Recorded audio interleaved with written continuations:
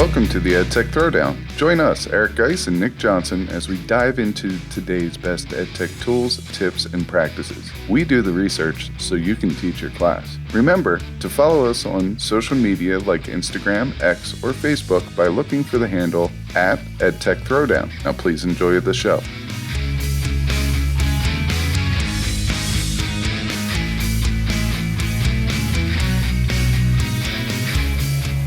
Welcome to the EdTech Throwdown. This is episode 159 called EdTech March Madness 16 Top Tools Compete for Glory. In this episode, we'll talk about this year's EdTech March Madness bracket, a competition that collects 16 of today's top EdTech tools and pits them against one another in an exciting online competition. This is another episode you don't want to miss. Check it out.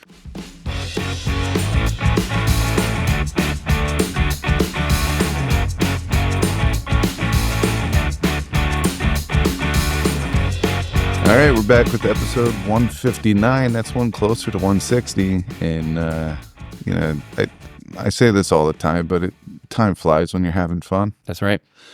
So in today's episode, we're talking all about the EdTech March Madness bracket. Now, there are 16 tools that get put up against each other in this online competition, and this has been going on since 2019. And, right. And we got to give a shout out to Kyle Nemus because he's the one that came up with this. I know there's several versions, but this particular version was Kyle's, baby, and he really grew it. I mean, last year there were over 30,000 votes in the competition.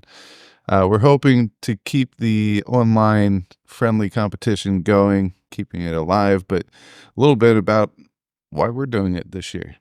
I was catching up with Kyle and a couple other things, and I was like, hey, it's March. And he goes, yeah. I'm like, it's EdTech Madness time. And he goes, yeah, I was thinking about not doing it.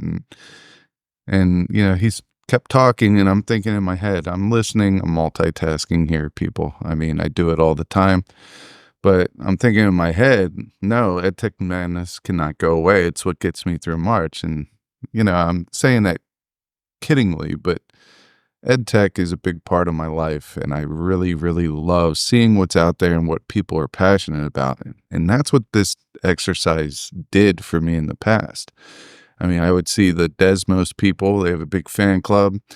They'd be like, oh, we got hosed, we were left out, and all that. And, we would see Wakelet people, the wave coming, the flippers. I mean, all these different collections of people that are passionate about their tools. And then you all of a sudden get, hey, this is what I use it for. This is why I use it. And all that stuff is very valuable. Yeah, plus, like you said, it's a good time. March is kind of it's like a crappy month. The weather stinks. At least where we live, the weather stinks. It's like still cold, but it's kind of warm, but not like nice enough to get outside. March Madness in general, you know what I mean? Just like the basketball tournament that all of this is based on. It's super fun. It's just like a fun time to have something to pay attention to that isn't the terrible weather. And I know all kinds of teachers just bring brackets in general to their classrooms. I know I've done like different versions of chemistry brackets to kind of do something a little bit more fun. We've got this version of the an EdTech bracket. If obviously it's such a big deal these days that you probably have all your own versions of this thing. Even in your personal life, my wife and I are going to go to a party with one of our friends, and they do, we watch some of the games on one of those first weekends, and at the same time they run like a side bracket where everyone's competing on their favorite candies. And I think this year, God, what is it this year? They did like a bracket of everyone's favorite snack foods or something. I don't know. But the point is, or to emphasize your point, it's just fun. And it's a fun thing to do in an otherwise not so fun month. So I'm excited that we got to carry this on, basically. Yeah, so back to the story. I was talking with Kyle, and I was going through this big giant monologue in my head where, no, EdTech Madness is not going away. It shall not decease. It shall not perish. And then right as I was about ready to say that, I'd be interested in taking it over, Kyle said, Nick should do it. And I'm like, yeah, we should. Yep. And yes, we will. So here we are. So I guess the next thing, and I never, ever, ever envied the fact that Kyle had to choose some of the tools and stuff like that. And I didn't really ask him about his process. I know one year we kind of all talked about it. Actually, every year we talked about it on a podcast, but one year we talked about it. But, you know, picking the right tools is a daunting task because you know you're going to leave something out because you don't know everything about every EdTech tool out there. If you do, I'd love to meet you. So just reach out. The second thing is you don't know every functionality. I mean, Stephanie Howe is doing a bracket on the different Cami applications. I didn't know Cami did so many things. Right. I really didn't. And on her bracket, she collaborated with another person, and there were videos of each one of the applications that Cami uses. And I'm like watching these videos. I was like, oh, well, this is cool. This is cool. And there's a lot of different uses of Cami. So I just filled out my bracket for that. Definitely go over and follow Stephanie at Miss Howe 23, and you'll be able to participate in that one as well. But what I'm saying is I have this big fear that I left off a monster tool of this. Like we do, I guess, but I'm just voicing my opinion. Yeah. I mean, it is stressful, but we're only limited to 6. I mean, we could have done the next biggest bracket, but then we're talking about 32 tools, which you could easily fill. That's a lot of work. That's a lot of things to pick. Yeah, and I think the 16 is good, but we did a little twist this year. We went through and we tried to get 12 of our tools selected, and the way that we did that is through past data. Every time we go to a conference or we do a PD, whether it's in-house or at a different school or at a conference or online, we did a lot of virtual conferences and things like that. I always ask people for their top 3 EdTech tools, and then I collect them. And, you've done the same, but most of the time we're together.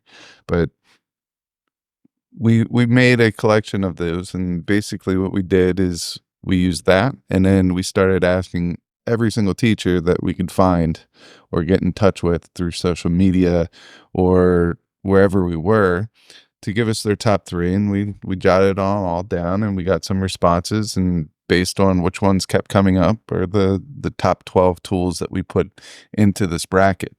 The twist is this: we only did top 12. So we're allowing for 4 wild cards. 4 wild cards, so you could still get your favorite tool or tools into the bracket. So between March 7th and Friday, March 10th, and we're putting this out on social media and everything, so people have the ability to do that. And maybe we'll release this episode early if we can to get it out there in that way, or I'll just pull a little 30-second clip of this audio out and put it online as well.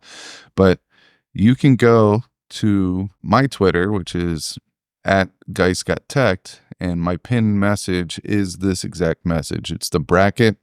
It has an application form that you could vote for your favorite EdTech tool, and whichever 4 get the highest nominations will be put randomly in the 4 categories. So right now we do have 4 categories to this. We have the Swiss Army knife, we have video and narrative, artificial intelligence, and specialty tools for our 4 regions of the bracket.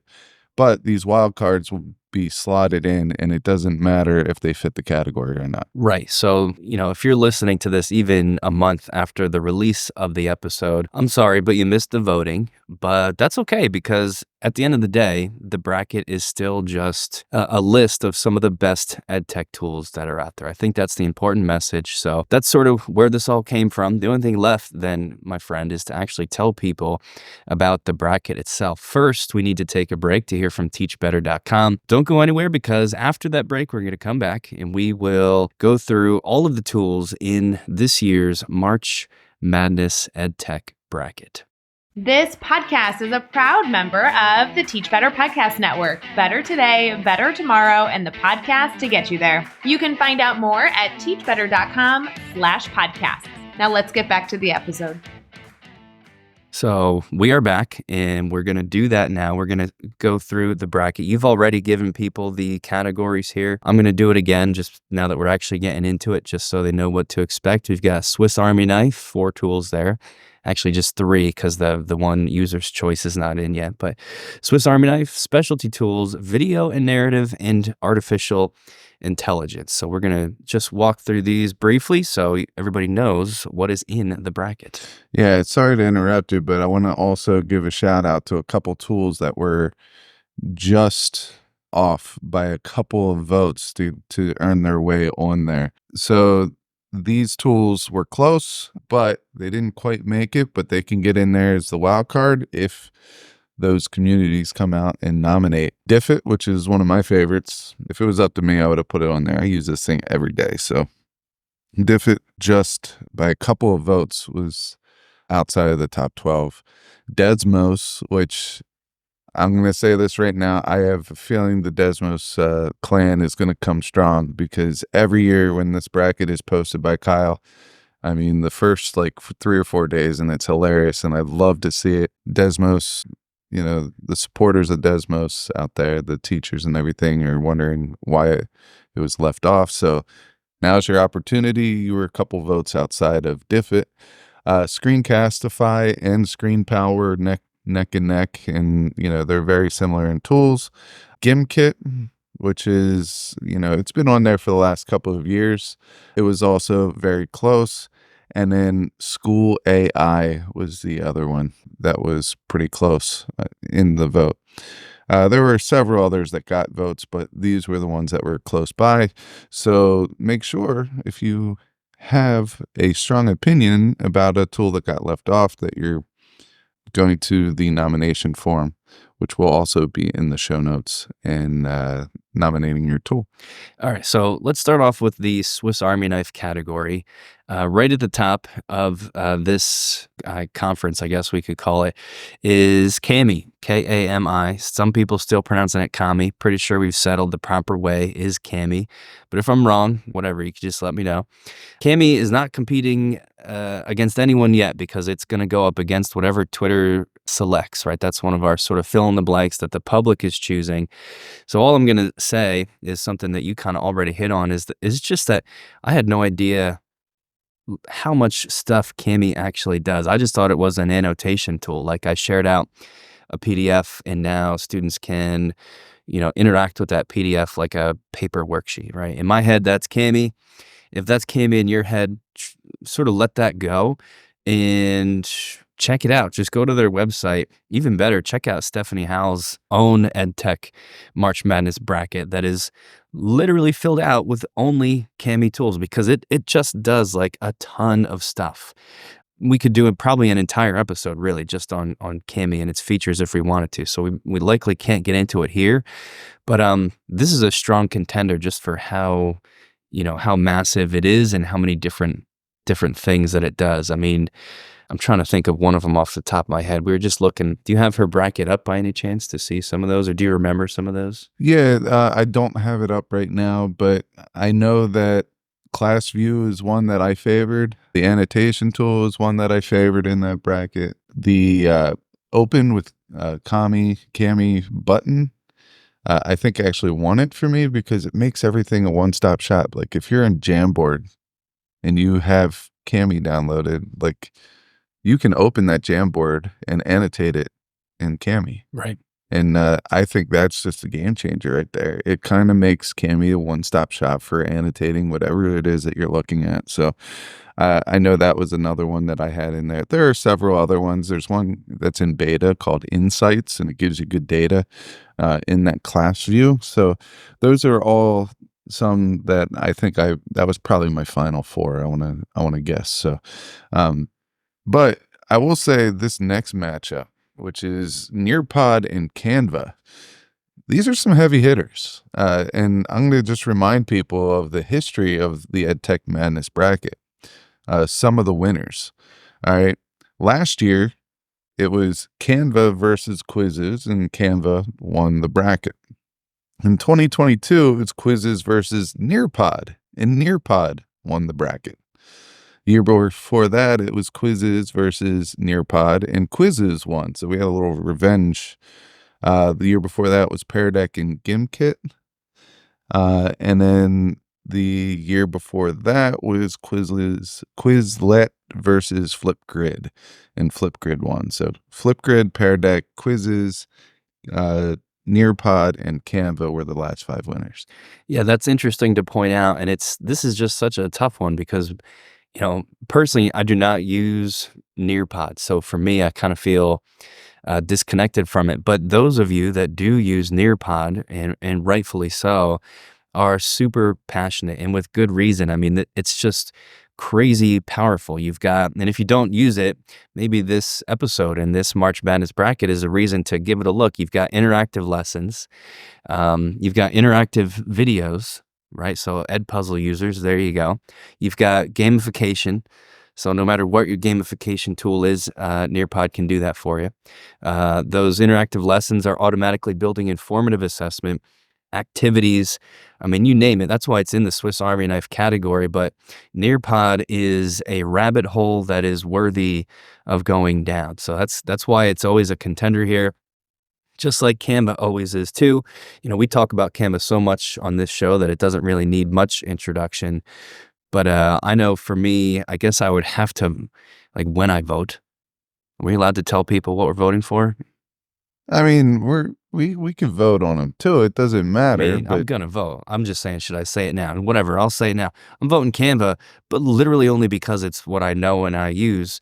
If I was a Nearpod user and a Canva user, I might have a heck of a time trying to decide here. Yeah, I mean, Nearpod, I have used it, and this was many years ago, but sometimes as teachers go, we don't have that say of what we use sometimes. Sometimes we are kind of pigeonholed into certain tools by what our district provides. Good point. And, with Canva being free to, educators and students, K through 12th grade, I mean, that definitely opens them up to a larger audience. But I'm telling you right now, Nearpod's following is strong and fierce. So I'm looking forward to that one.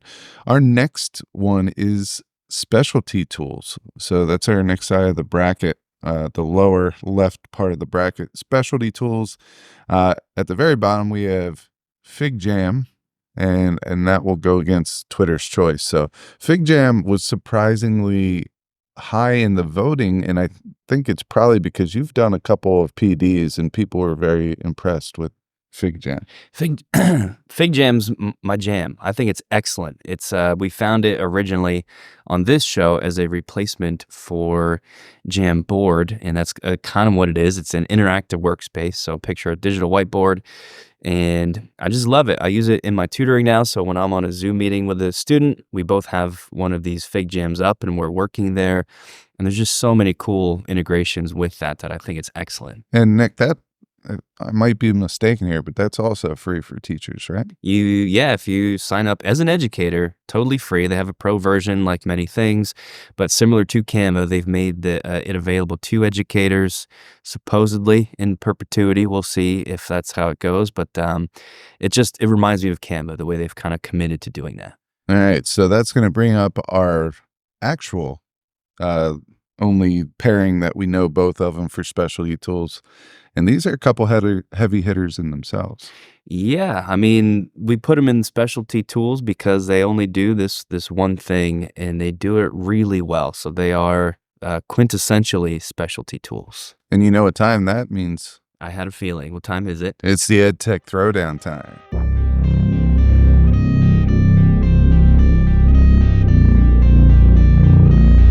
Welcome to the EdTech Throwdown. This is an in-episode competition featuring an EdTech tool, tip, or practice that can be used to enhance learning and increase engagement. In one corner, we have Geist, the genetically confused mixture of silverback, human, and sloth, a walking identity crisis. And in the other corner, we have Nick, the pint-sized powerhouse ready to punch above his weight and give Geist a run for his bananas. It's a showdown between a confused giant and a determined David. Get ready for the ultimate clash of the EdTech Titans.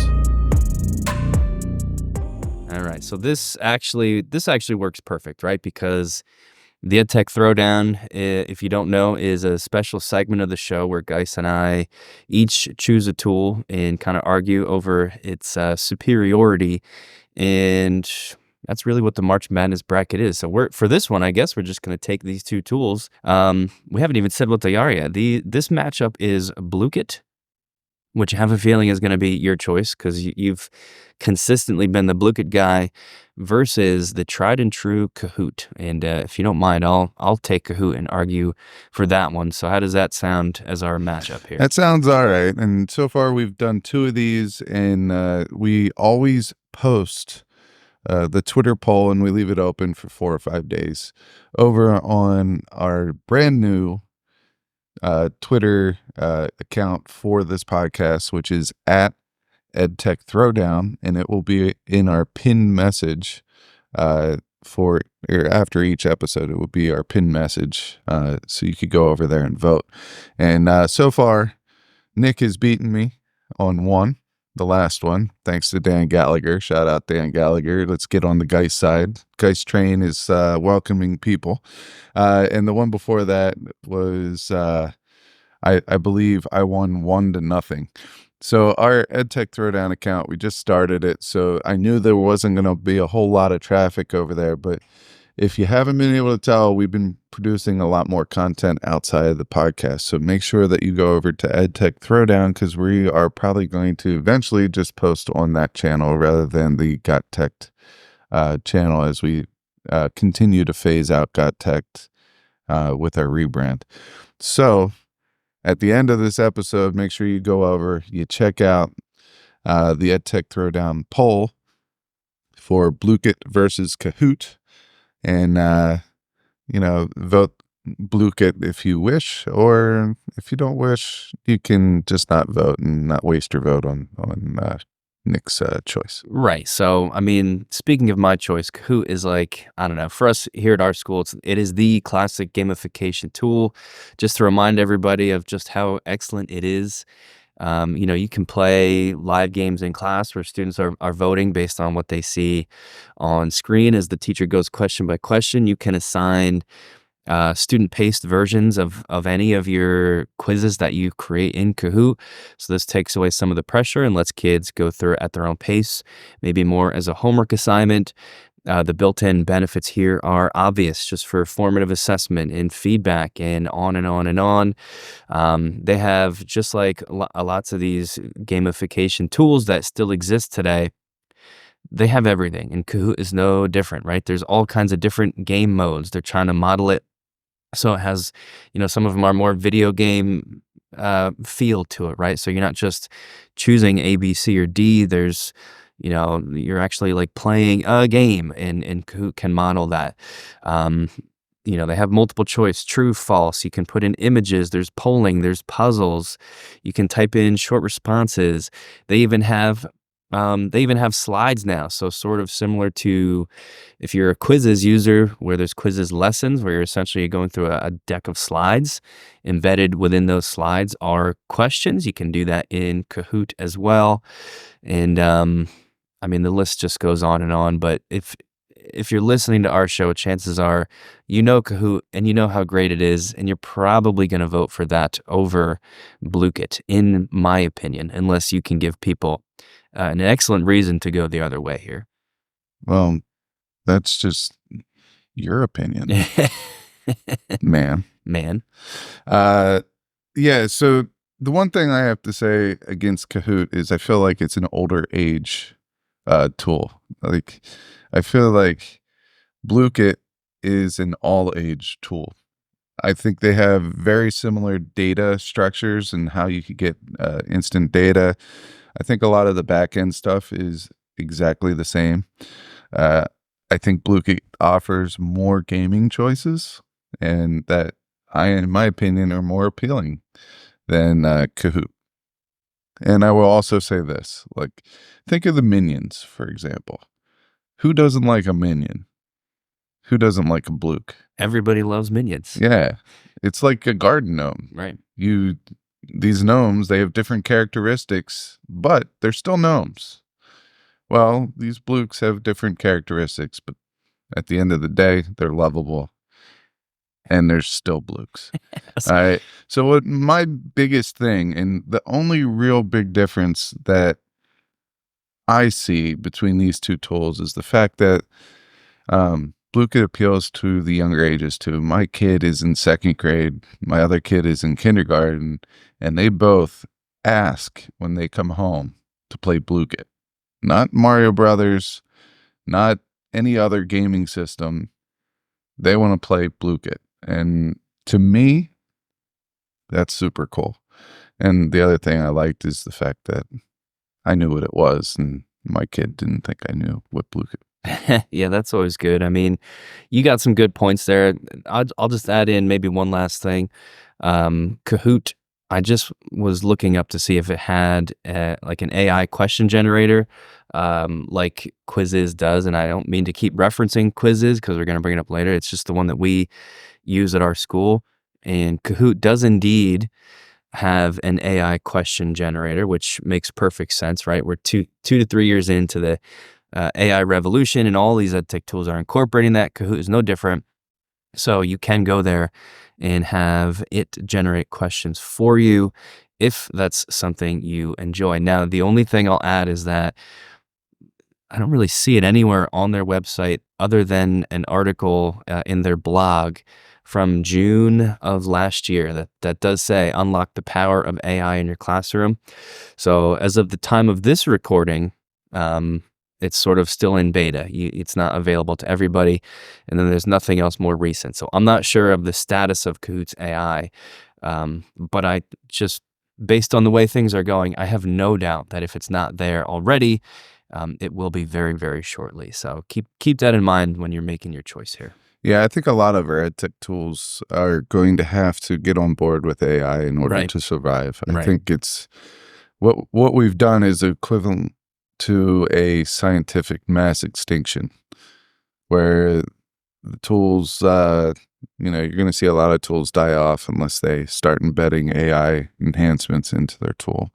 So, that's going to wrap up the EdTech Throwdown. So make sure that you go over to @EdTech Throwdown on Twitter and check out the pinned poll and vote for your favorite one out of those two. And let's get back into our EdTech Madness 2024 bracket. We're going to go up to video and narrative. All right, our first matchup is a Twitter's Choice position versus Edpuzzle. Edpuzzle is a phenomenal tool that allows you to embed questions into your video. Whether it's your video or YouTube video, you could do both. Edpuzzle is a phenomenal tool. Love it. So I'm looking forward to seeing who's going to challenge Edpuzzle. It's going to be a tall task there. A cool thing about Edpuzzle that we are finding at our school district is, obviously the embedded questions and the trackability of being able to see which students have watched which video and how much they watched and all that stuff. That is amazing.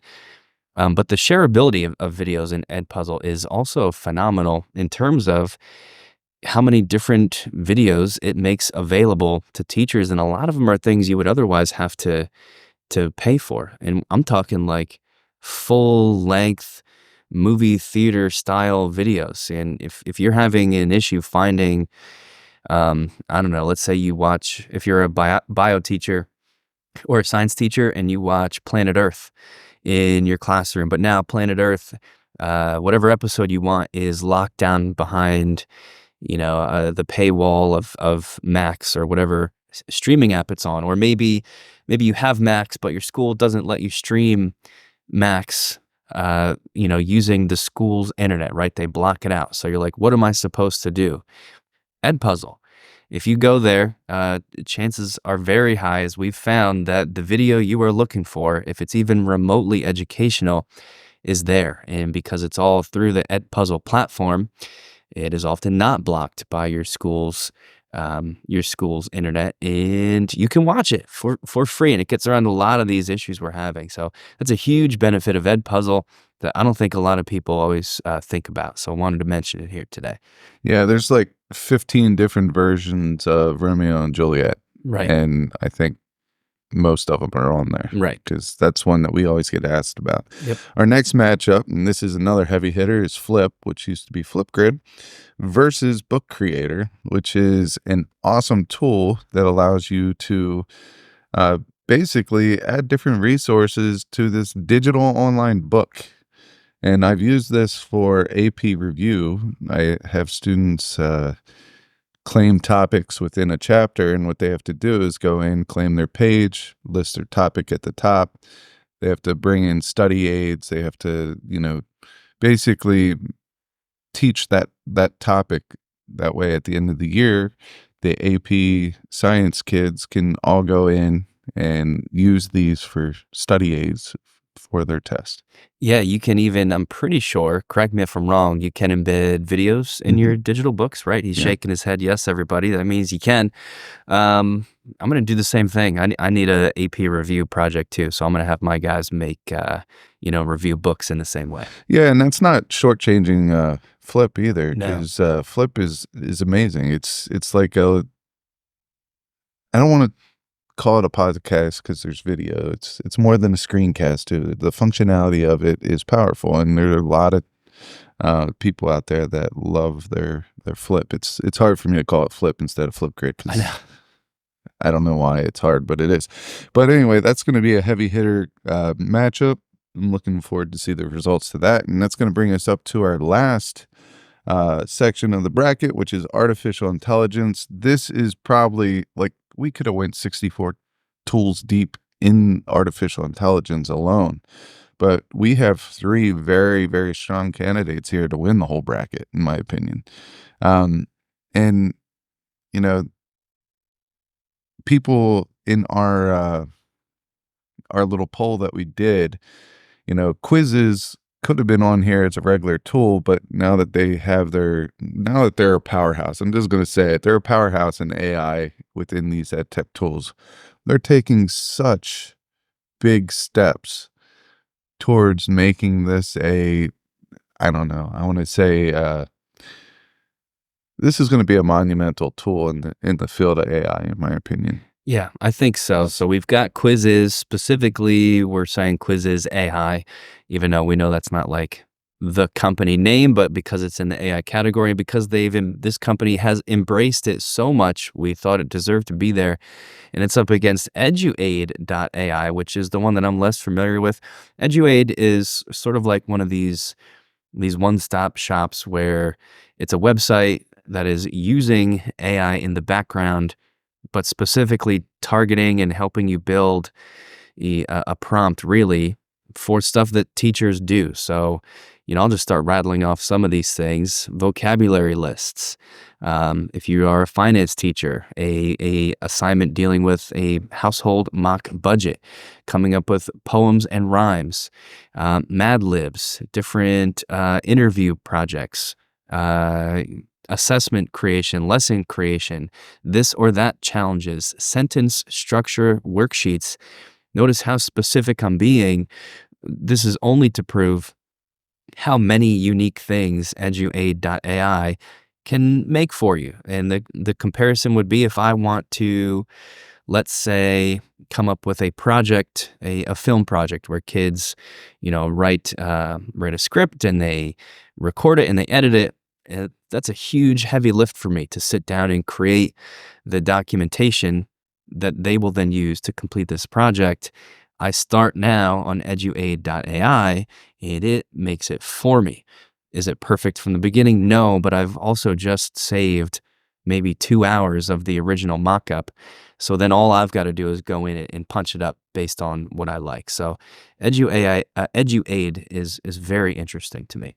Yeah, so all these AI tools, what they're going to do is save teachers time.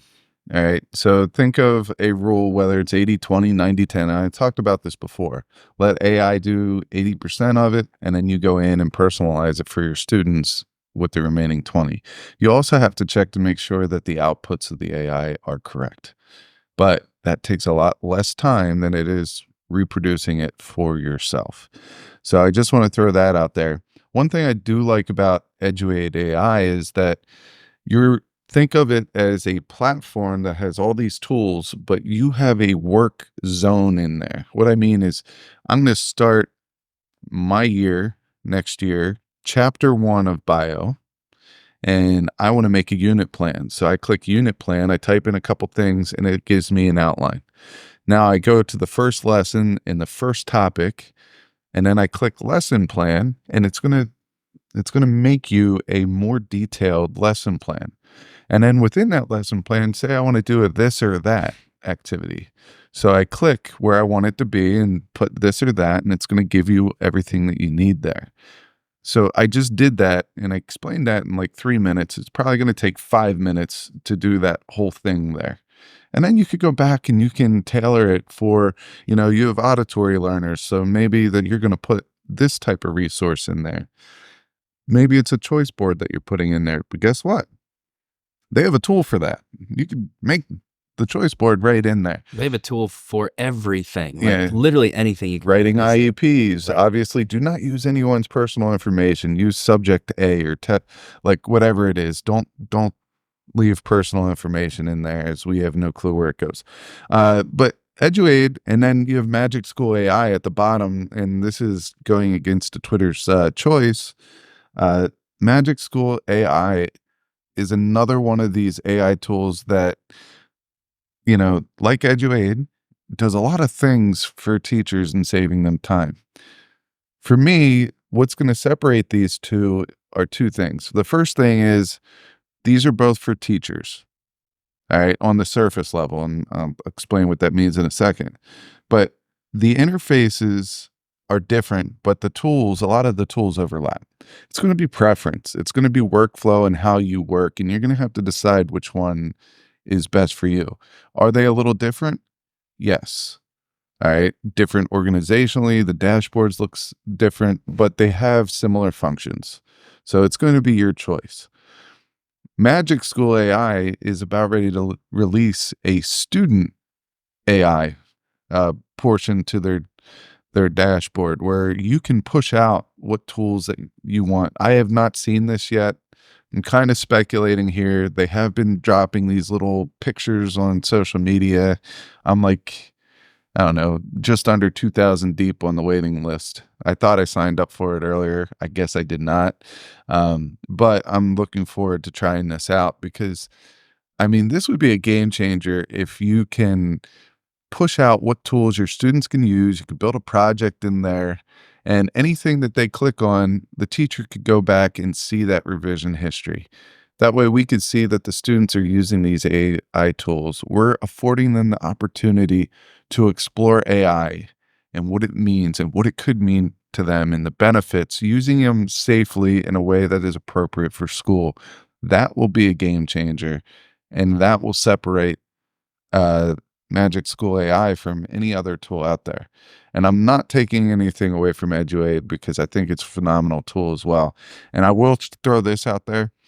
On one of our social media accounts, there have been tools that have been trying to reach out to us to connect, and I'm usually very good at responding to all of them.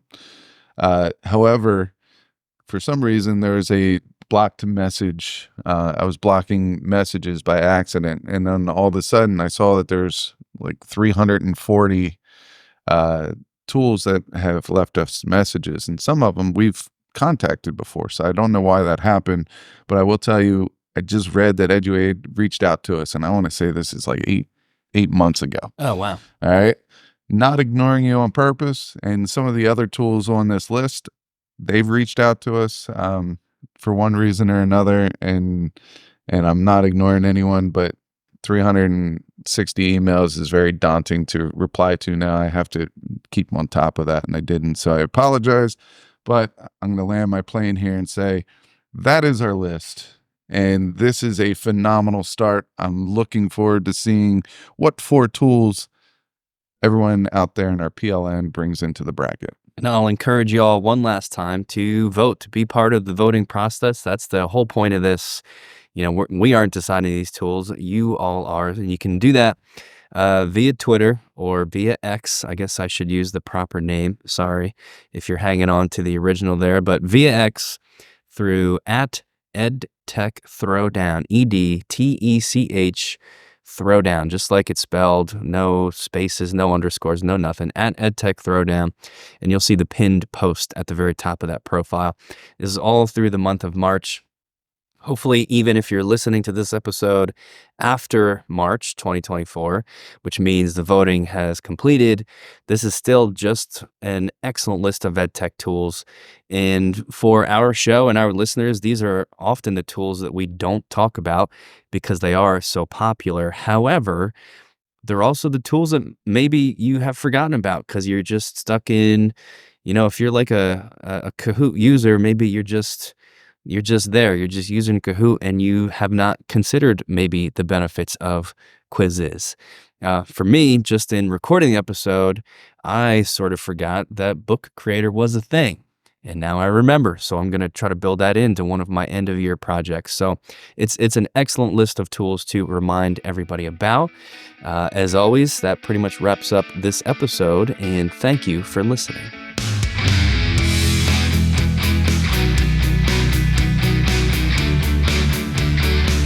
Thanks for listening to the EdTech Throwdown.